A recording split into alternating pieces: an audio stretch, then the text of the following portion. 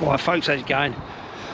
Just come out for a little bimble. I'm at Dave's obviously over this weekend, so I'm doing sort of like, you know, separate video really. So this is one of just me coming out and doing a few little bits and pieces for a little while Dave's sorting out his a little bit of admin at camp. So you know, let's stay tuned. I'm listening, you know, it's lovely, you know, it's, you know, we're in March now, and obviously everything's starting to sprout up a little bit more. We're seeing the daffodils, which you would have seen near the beginning of the video, the arum lilies sprouting up, and there's also, you get a real carpet of ramsons over here, so I'm hoping that I can find some. It looks like there's some leaves there sprouting up. Let's have a gander. Yeah, so there, look, there's some of the leaves there of the garlic ramsons. And sometimes you've got to be careful as well, haven't you? I mean, if you're foraging for this stuff, you know, because there could be some sort of bluebells and that sort of stuff in there as well. But a real good sign is obviously having a look at the leaf. I'm no expert, but also one of the biggest ones is by pulling it out, obviously squashing it between your fingers so the leaves bruise, and then smell it. I mean, smell that, you know, that smells just like garlic, you know, so that's a bit of a sure sign now. So I might collect some of that and take it back for me food later. Very nice. And there's some of your arum lily there. Never eaten this stuff. I mean, it always seems to have this real stigma. I mean, obviously in the summer you get those thick green stems with the red berries that look really lush, that make you want to just eat them. But you know, some people say you can eat the roots, other people say you can eat this and that, and I've never been one inclined to try it. I know I should, but I haven't done at this stage. So who knows? Friggin' Ada, my fingers proper stink of garlic now. Want to be careful of rubbing a bit of that on as a bit of aftershave. I might sort of, Dave might come on to me later, hey, with a bit of, you know, bit of garlic leaves rubbed over my skin. Oh, that is proper strong. Nice though. Beautiful day at the moment. It rained yesterday in the evening, and I think we're probably packing up wet tomorrow, but who cares? We're just enjoying today. Just going to find a little spot now just to sit down and get a brew on, as you do. That looks a bit throny, doesn't it? That might be a bit. I'll probably stick my rucksack in there.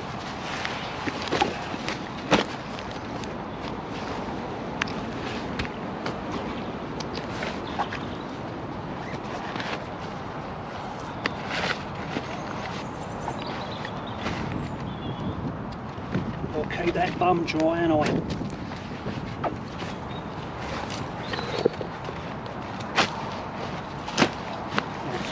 that round like that, and put a little mat there, and then sit down like that. I'll tell you what, right, when I see for video games and all that, I had to obviously go in the water to get that to fill up the Grayl. And like these old Aku boots, I mean, the water went right up, and you know, well, you can see it on my trousers where it got wet, but for some reason it didn't go in my boots, so that's the result, isn't it? Yeah. We were having a discussion about this pack last night, and I was saying to Dave that I love it, you know what I mean, but I'll tell you what would be really great if it was just a bit bigger, so you could use it maybe like have the main bucket as about a 35 or 40 litre, and then leave the pouch, you know, the same design and everything, but just have the literage, the capacity maybe just a little bit more. But I mean, as a sort of like a, you know, bringing me out as a day sack and stuff like that, it's brilliant, love it, you know. I can't sort of I can't recommend it enough really. Right, brew kit. Might have a herbal tea. I think that might be a nice one, mightn't it?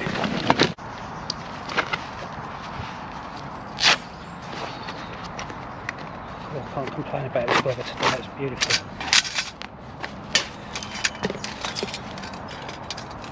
Really nice. The old ankle's healing up all right, folks. For those that ask me about it, how it's going, and I think, unfortunately for me, I might have to pull out of this run. I've only got sort of till May, and I've got to be smashing out some miles, and unfortunately I'm not getting out to do it at the moment, because obviously I mean when it come on, it was really uncomfortable. Honestly, sincerely, I couldn't walk on it. I wouldn't lie. I mean, you know, if you ask Mrs. C, I normally run for it. I normally sort of get injured and I'll run for it. I don't sort of, you know, I'll sort of just suck it up and get on with it. But on this occasion, I couldn't. There was no way that I could, you know, not do this run. So with that in mind, yeah. So with that in mind, I think I might have to pull out of this run. Am I gutted? Believe me, I'm gutted. Really have swallowed it. I've contacted the race organisers at the moment to see if I can get a refund. So I might have to knock it on the head. I'm really gutted, but it is what it is. I'm still going to start training. I'm not going to train for anything in particular now. Literally I'm just going to go out running. Been doing a lot of core training and kettlebells. I've been getting the old kettlebells out as well. But as the ankle goes, I'm really a bit miffed about the fact that it's, you know, I was skipping on it the other night. My missus come out and told me off for skipping on it, because it can be quite aggressive, can't it, old skipping? And but it is what it is. I'm gonna have to sort of still rest it a bit, even though it's definitely better than it was, and just see how I get on, really. Shame, real shame. Just cut my hand over the lens here. Has anyone else got these old Grayls? Now, I've had mine for quite a while. They're a great bit of kit. They don't hold a lot of water, to be brutally honest, but they're good. I mean, has anyone else got one?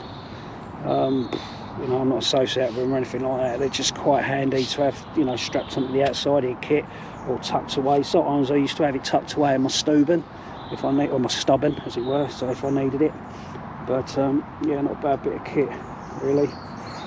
Still got a soy filter, and I've got an MSR one, but I think it's normally the MSR one that I use a lot. Sorry, the soy one and this one, and the Grayl, if anything.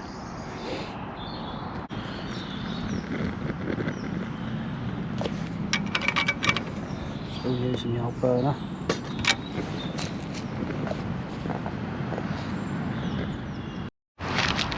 Folks, if you don't know, I mean, you've heard me mention, you know, Dave's stuff quite a lot, and I recently got some of this is the square one, does a flat packed one as well, and I did have one that I got off Mac Tartwood, but it was flatter. It wasn't designed to be a brew kit or anything like that, but I've just got this one, and it's just ideal with a few sachets of coffee in there.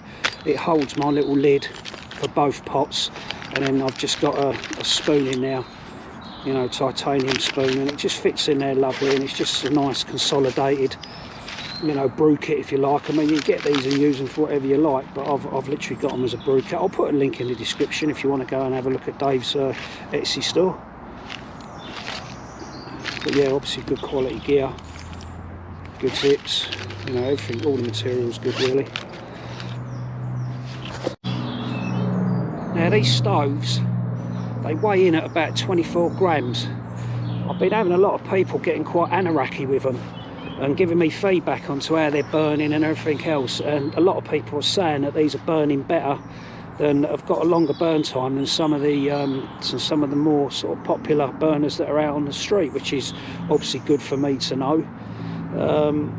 You know, I use mine all the time now, obviously, since I've made them, because obviously it makes sense to use something that I'm making and selling. So you know, I like, you know, if you're a regular viewer to the channel, you'll know that I use them all the time, very lately, especially after I've been making them, and they're going well. They're pretty much selling like hotcakes on Etsy at the moment. So when as quick as I put them up, most of them are going. Whether it's I do two varieties, obviously the one in black or just a plain tin, and both of them are selling. You know, that's a 51mm tin, and you know, packs down to, you know, it'll go into your pocket. You know, mine goes in with my stove.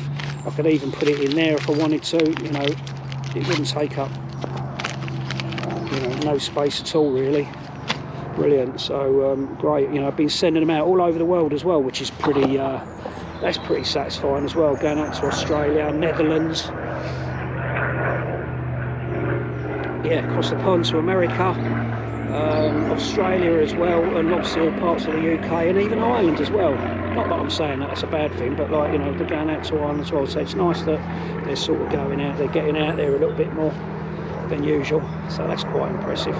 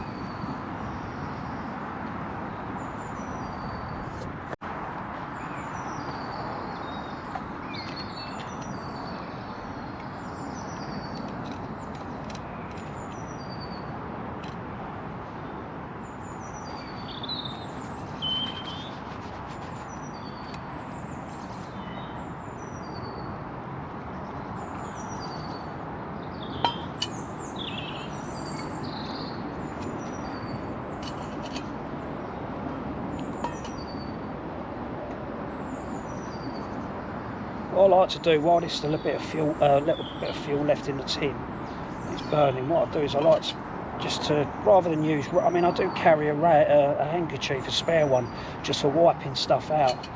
But what I like to do is just obviously put stuff over the flame, just to take the moisture that's out of the pots and stuff. I do it out of the actual pot, and obviously I'll put the lid on as well, and just let that dry the moisture out.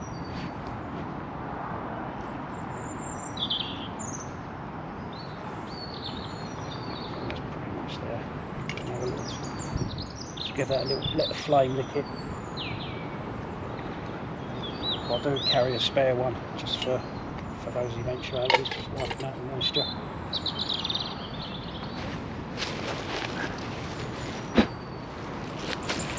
The thing about them as well, they blow out easy.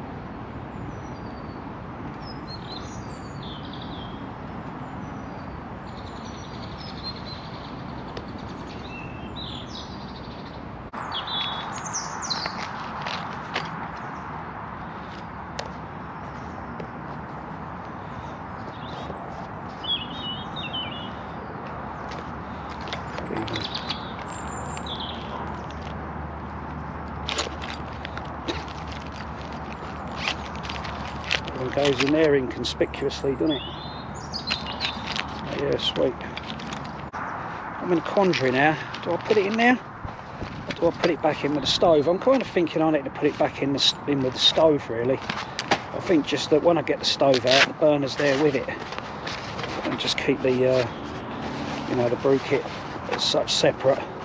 And not only that, I mean, they don't leak, those tins. That, you know, you can leave meths absorbed into the tin, and it don't, you know, it don't leak everywhere. They're quite secure, those screw top lids on those little burners. So yeah, if you're looking for a bit of skills in this video, you ain't really going to get it, not in this one, because it's just really coming out and having a little bimble, really. I have got some I bought some stuff to make a new fishing kit. I want to make like sort of like a trot line, and I bought some new hooks and fishing line and some paracord and stuff like that. I might maybe incorporate it in the other video. I'll see how it goes. But yeah, I'm not planning on doing any carving. We started quite slow this morning, just sitting, you know, having a chat, slowly getting breakfast on and all the rest of it, which you'll see in the other video, whichever one comes up first. And yeah, so just sort of, you know, just coming out and having a little chat, just update you on little things, not updating you on the channel or anything like that. If, you know, keep supporting me, you know, I really appreciate everyone's, you know, subscribing and all that sort of stuff. And yeah, you know, is what it, you know, the rest of it is what it is, isn't it? Something quite nice in there when you see the carpets of bluebells, daffodils come out, and it's quite nice. Not often a good sign of spring, that one. You sometimes see it where I've seen it on, you know, bits of social media, and people put up pictures of snowdrops, and they say, oh, you know, that's the first sign of spring. And I'm going to put a spanner in the works here, but I don't think they are. I think they're not quite the first sign of spring. Why is it, eh? Yeah, Dad! Yeah, I've sort of like...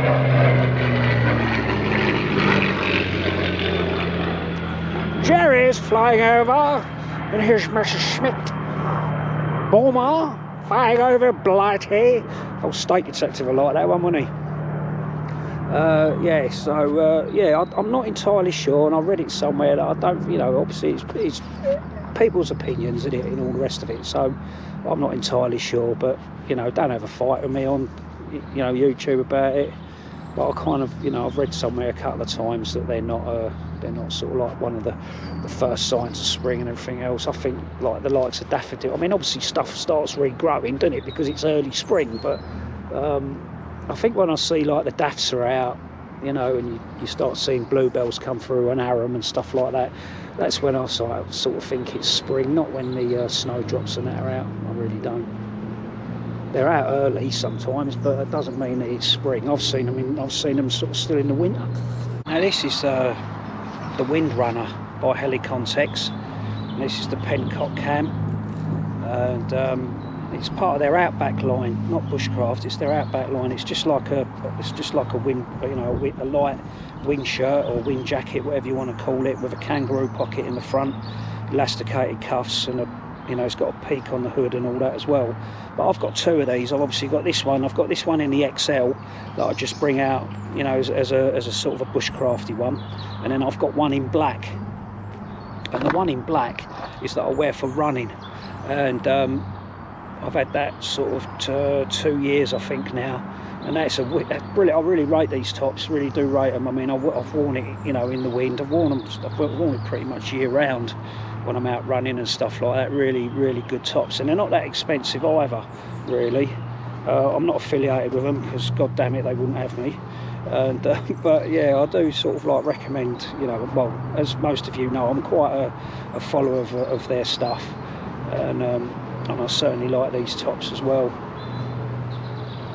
I drink this herbal tea, this mint one, because I've had about 6 cups of coffee this morning, and I like it, but I find that once I've drank it, it kind of dries my palate out.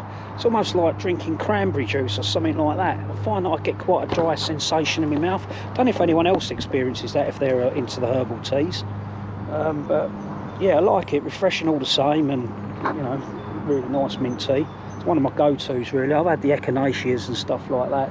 Dave was saying this morning that he drinks one, like a chamomile one, and he drinks it before he goes to bed, as for, like, you know, helping him sleep.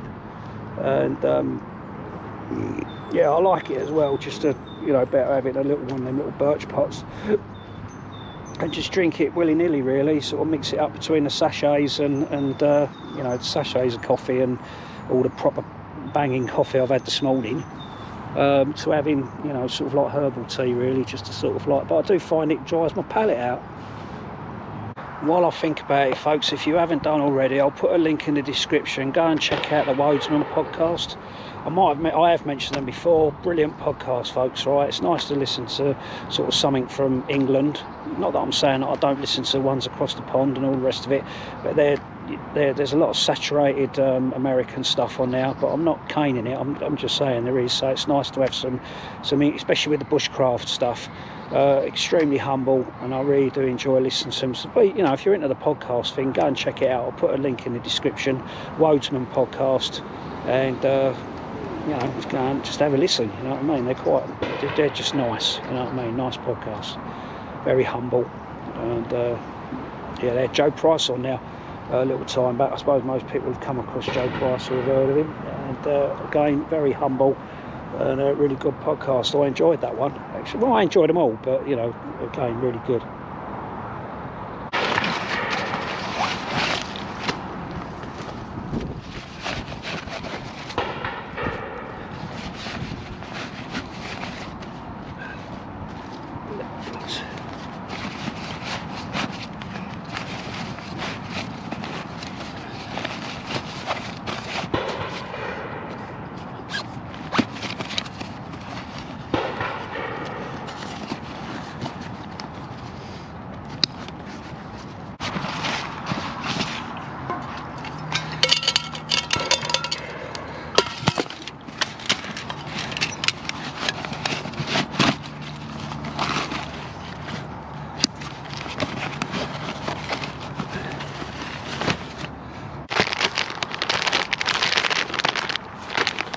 Detective. This is the chili one. That's quite a new one. I'm going to have to use my knife to open the pack.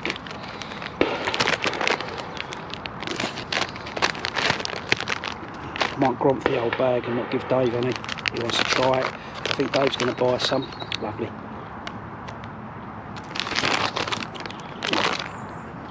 I like a bit of chili. Oh, that's lovely. Not over the top. Oh yeah. On there. Yeah, I'll put a link in the description as well to the State Detective, UK company. A little cottage, you know, little cottage business. Don't know if he lives in a cottage, but yeah, go check them out. I'm not affiliated with them at all. Just like promoting their stuff because it's really nice. This chili one hasn't got a massive, got a nice little chili sensation, but it's not like, you know, really sort of burns the back of your throat or anything like that. It's quite nice. I enjoy that. Like biltong jerky, whatever. Great to have in your kit. You know, add this to your, you know, your other foodstuffs. You know, cook it up a bit. Have it with noodles. Or just have it as a snack during when you're walking along or sitting around as I'm doing right now. Good.